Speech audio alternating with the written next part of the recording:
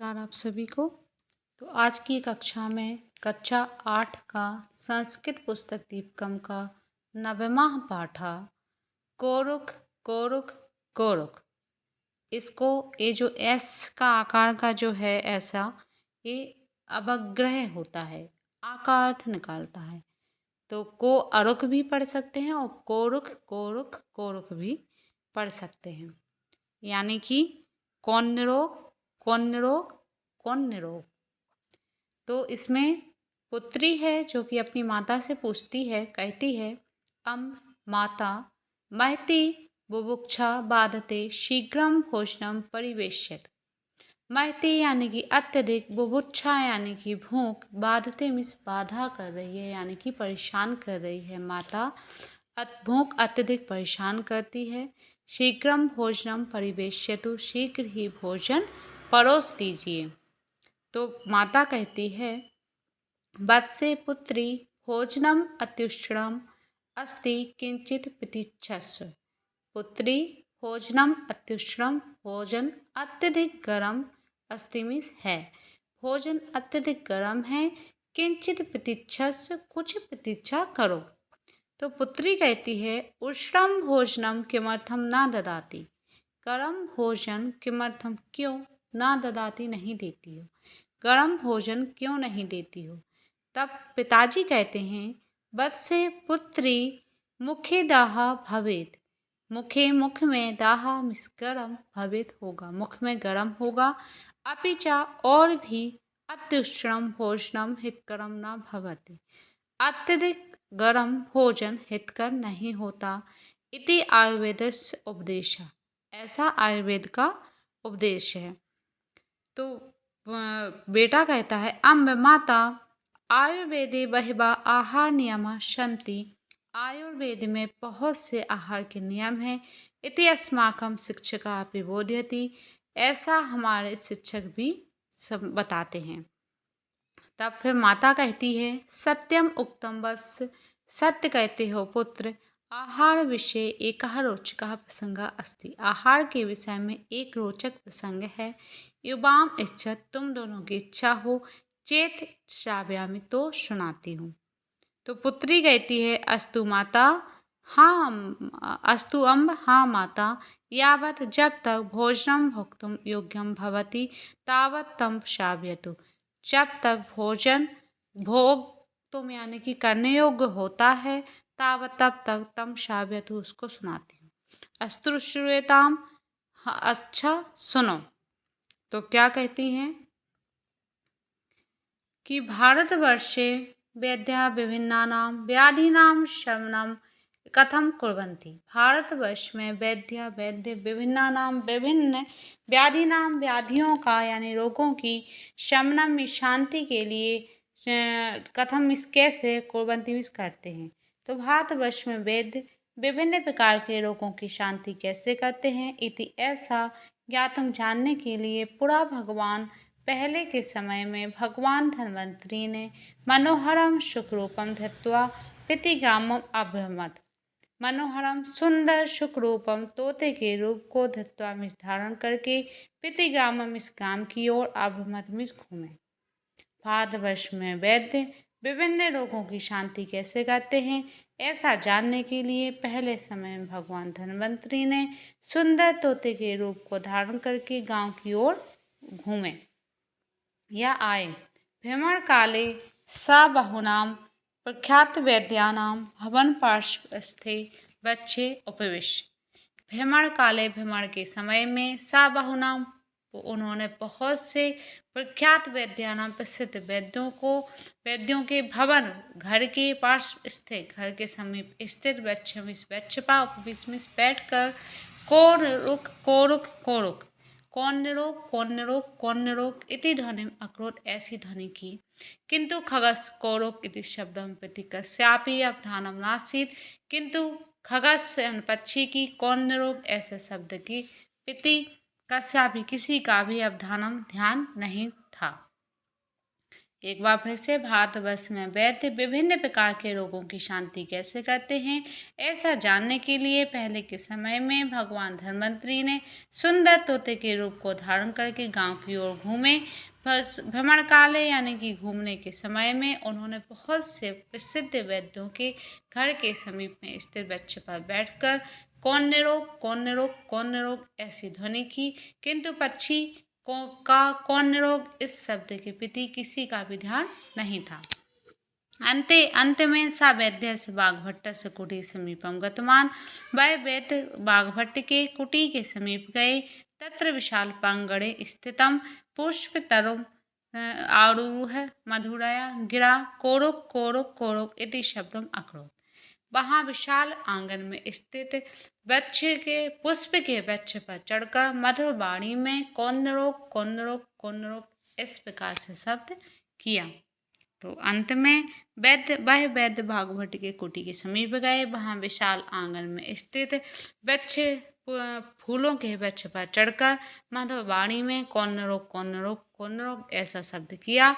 मधुराम वाणी श्रुत्वा चिकित्सा निरतः बाघभट्टा प्रांगणम आगत्य सवासु दिक्षु अपश्यत्। मधुर वाणी को सुनकर चिकित्सा निरतः यानी चिकित्सा में लीन बाघभट्ट ने प्रांगणम आगत्य आंगन में आकर के सर्वासु दिक्षु अपश्यत् सभी दिशाओं में देखा। मधुवाणी को सुनकर चिकित्सा में लीन बाघभट्ट ने आंगन में आकर सभी दिशाओं में देखा। क्षणाद बाघभट्टा मनोहरम तम शुकम अपश्यत्। क्षण भर में बाघभट्ट ने उस मनोहर तोते को देखा। सार्थकम मानुष ध्वनिम कुर्वन्तम शुकम दृष्ट्वा। सार्थक मनुष्य की ध्वनि को करते हुए तोते को देखकर विस्मिता बाघभट्ट चिंतितवान। आश्चर्यचकित बाघभट्ट ने सोचा, नायम लौकिका खगा, यह सामान्य पक्षी नहीं है, ऐसा निश्चयन कश्चन देव विशेषा अस्ति। यह निश्चय ही कोई निश्चय ही देव विशेष है। सा झटति तस्यै विहागाय मधुराणि फलानि समर्पितवान परंतु सा खगा फलानि न गृहीत्वा पुनरपि तथैव कोरुक कोरुक कोरुक इति प्रश्न स्वयं शब्दम अकरोत्। तो सा झटति उन्होंने शीघ्र ही तस्मै विहागाय उस पक्षी के लिए मधुराणि फलानि समर्पितवान मधुर फलों को समर्पित किया परंतु सा खगा फलानि उस पक्षी ने फलों को ना गृहीत्वा ग्रहण नहीं किया। पुनरपि फिर से उसी प्रकार कौन निरोग, कौन निरोग, कौन निरोग इस प्रकार से प्रश्न करते हुए शब्द किया। तो फिर से एक बार यहाँ से अंत में वह वैद्य बाघभट्ट के कुटी के समीप गया। वहां विशाल आंगन में स्थित फूल के वृक्ष पर चढ़कर मधुर वाणी में कौन निरोग, कौन निरोग, कौन निरोग ऐसा शब्द किया। मधुर वाणी को सुनकर चिकित्सा में लीन बाघभट्ट ने आंगन में आकर सभी दिशाओं में देखा। पल भर में बाघभट्ट ने मनोहर उस तोते को देखा। सार्थक मनुष्य ध्वनि करते हुए उस शुक को देखकर आश्चर्यचकित बाघभट्ट ने सोचा, यह सामान्य पक्षी नहीं है, यह निश्चय ही कोई देव विशेष है। उन्होंने शीघ्र ही उस पक्षी के लिए मधुर फलों को समर्पित किया परंतु उस पक्षी ने फलों को न ग्रहण करके फिर से उसी प्रकार कौन निरोग, कौन निरोग, कौन निरोग का प्रश्न किया। तो उसके बाद आगे आते हैं। तो आगे क्या होता है, अथ इसके पश्चात वैद्यः बाघभट्टा अचिंत्यत सा यावत् खगः स्वप्रश्नानाम् उत्तराणि न प्राप्नोति तावत्। अत इसके पश्चात वैद्य बाघभट्ट ने अचिंत्य सोचा यत आवत की जब तक खगा स्वप्रश्नान नाम उत्तराणी यानी पक्षी अपने प्रश्नों का उत्तर ना प्राप्नोति नहीं प्राप्त कर लेता तावत तब तक अयम भोजनम न वांछति होता यह भोजन की इच्छा नहीं करेगा या नहीं करता है। इसके पश्चात वैद्य बाघभट्ट ने सोचा कि जब तक पक्षी अपने प्रश्नों के उत्तर को प्राप्त नहीं कर लेता यह भोजन की इच्छा नहीं करता। तथा स आचार्य सूत्र रूपाणी त्रीणि उत्तराणि प्रददात। तथा इसके पश्चात वह आचार्य शीघ्र ही सूत्र रूपाणी त्रीणि यानी कि सूत्र रूप से उसके बाद तीन उत्तराणि प्रददात यानी कि 3 उत्तर उन्होंने दिए। तो उन्होंने क्या किया, उन्होंने समझा कि जब तक ये जो तोता है अपने प्रश्नों का उत्तर नहीं ले लेगा तब तक यह कुछ भी नहीं खाएगा। इसलिए उन्होंने शीघ्र ही सूत्रों के माध्यम से 3 सूत्रों के माध्यम से उत्तर दिया। वो 3 सूत्र क्या थे? हितभुक् मितभुक् ऋतुभुक् इति समुचितम उत्तरम श्रुत्वा अत्यंतम प्रीता स शुकः वाग्भटेन अर्पितानि फलानि खादितवान्।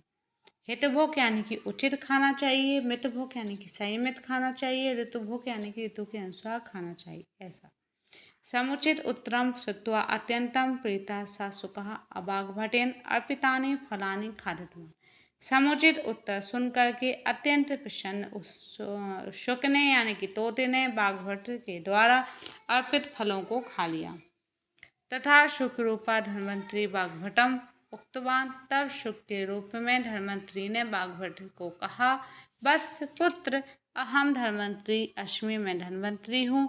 उत्तमस्य वैद्यस्य अन्वेषणाय भारतवर्षे सर्वत्र परिभ्रमण अत्र समागता।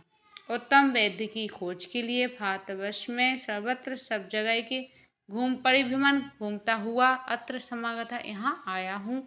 तत्तो उत्कृष्टेन आयुर्वेद ज्ञानेन अहम अतीव संतुष्टः अस्मि। तब तुम्हारे उत्कृष्ट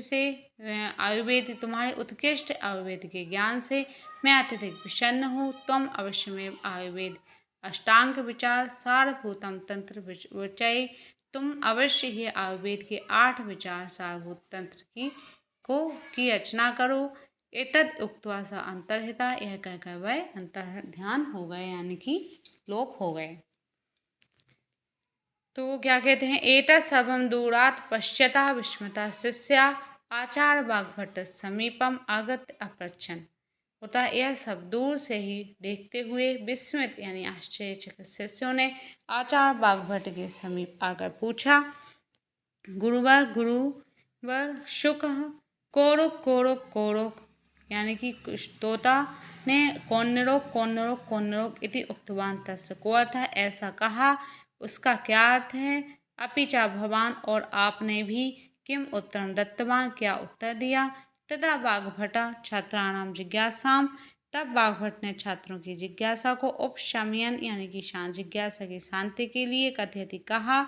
छात्रः छात्रों, शृणुत यानी सुनो, ऐसा शुकः वदति, यह सुख है यानी तोता बोलता है। यत कहा अरुक यानी कि कौन निरोग, अर्थात कहा स्वस्था निरोगा, वह कौन स्वस्थ अथवा कौन निरोग वर्तते है। तदा मया उक्तम, तब मेरे द्वारा उत्तर दिया गया है, या हितभुक् मितभुक् ऋतुभुक् चा सह एव सर्वदा स्वस्थ भवति। जो हितभुक् मितभुक् ऋतुभुक् है वह हमेशा ही स्वस्थ होता है। यानी कि हितभुक् यानी कि उचित खाने वाला, मितभुक् यानी कि संयमित खाने वाला, ऋतुभुक् यानी कि ऋतु के अनुसार खाने वाला। तो इस प्रकार से वह सर्वदा ही स्वस्थ होता है। छात्रः पुनः जिज्ञासया पृच्छन्, छात्रों ने पुनः जिज्ञासा से पूछा, आचार्य हितभुक् मितभुक् ऋतुभुक् इति एतेषां का आशयः। बाघभट्ट वदति, शिष्यः महर्षि चरकस्य नाम भवन्तः श्रुतवन्तः स्युः, सा हितभुक् विषये कथयति। आचार्य ने हितभुक्, छात्रों ने पुनः जिज्ञासा से पूछा, आचार्य हितभुक् मितभुक् ऋतुभुक् ऐसा इनका क्या आशय है? बाघभट्ट ने कहा, शिष्य महर्षि चरक का नाम भवन्तः श्रुतवन्तः स्युः, आप लोगों ने सुना ही होगा। सा हितभुक् विषय कथयति, वह हितभुक् के विषय में कहता है। क्या कहता है? तच्चित् नित्यं प्रयुज्येत स्वास्थ्यम एनानुवर्तते अजातानां विकाराणाम अनुत्पत्तिकरम चायत। इसका नीचे भावार्थ दिया गया है, अर्थात यस आहारस्य सेवनेन स्वास्थ्यस्य रक्षणं भवेत्। यस जिसके आहार के सेवन से स्वास्थ्य की रक्षा होती है, ना जाता नाम जो उत्पन्न ना हुआ हो, अर्थात अनुत्पन्ना नाम यानी जो उत्पन्न ना हुआ हो, विकाराणाम विकारों की उत्पत्ति ना भवेत ना हो, जो उत्पन्न ना हुआ हो उनके विकारों की उत्पत्ति ना हो, तादृशा आहार सेवनीय, उस प्रकार के आहार सेवनीय हैं। क्या है कि जिस प्रकार के आहार के सेवन करने से स्वास्थ्य की अच्छा होती है, जो उत्पन्न नहीं हुआ है, अर्थात जो उत्पन्न ना हुआ हो, ऐसे विकारों की उत्पत्ति ना हो, उस प्रकार का आहार सेवनीय है। मितभुक विषय कथयति आचार्य। मितभुक के विषय में आचार्य कहते हैं, अल्पादाने गुरुणाम च लघूनाम चाति सेवने मात्रा कारणम उद्दिष्टम द्रव्याणाम गुरु लाघवे। तो इसका जो भावार्थ है वो है, गरिष्ठ दिव्याणी यानी कि गरिष्ठ जो देर से पचने वाले पदार्थ होते हैं, अपि अल्पमात्रम सेवने सुपाच्यानि भवन्ति, उनका कम मात्रा में, अल्पमात्रम कम मात्रा में सेवन करने से वह सुपाच्य होते हैं। जो पदार्थ देर से पचते हैं, यदि हम उनका कम मात्रा में सेवन करें तो वह क्या होते हैं कि वो पच जाते हैं, सुपाच्य होते हैं। वही दूसरी तरफ क्या है कि लघु दिव्याणी चापी अतिमात्रम सेवनेन हानिकराणि जायन्ते। लघु दिव्याणी यानी कि जो हल्के द्रव्य पदार्थ होते हैं, उनका अतिमात्रम सेवन, अत्यधिक मात्रा में सेवन करने से हानिकराणि जायन्ते, हानिकारक होते हैं। अतः मात्रानुसारम एव खादितव्यम, अतः मात्रा के अनुसार ही खादितव्यम, खाना चाहिए। एवमेव ऋतुभुक विषय उच्यते, इस प्रकार से ऋतुभुक के विषय में कहा है। क्या कहा है ऋतुभुक के विषय में? तो ये कहा है, पहले इसमें क्या है, जो देर से पचने वाले पदार्थ होते हैं उनका यदि हम कम मात्रा में लेते हैं तो भी वो पच जाते हैं, और जो पचने वाले पदार्थ होते हैं इनको यदि हम अधिक मात्रा में ले लेते हैं तो भी वो नहीं पचते हैं, इसलिए हमें मात्रा के अनुसार ही खाना चाहिए। ऐसा ऋतुभुक का विषय था। उसके बाद ऋतुभुक क्या कहते हैं, तस्याशिताद्यादाहारात् बलं वर्णश्च वर्धते तस्यर्तु सात्म्यं विदितं ज्येष्ठाहारभ्य पाश्यम्। अर्थात ग्रीष्मा वर्षा शरद शिशिर हेमंत वसंत चेति षट ऋतवः भवन्ति।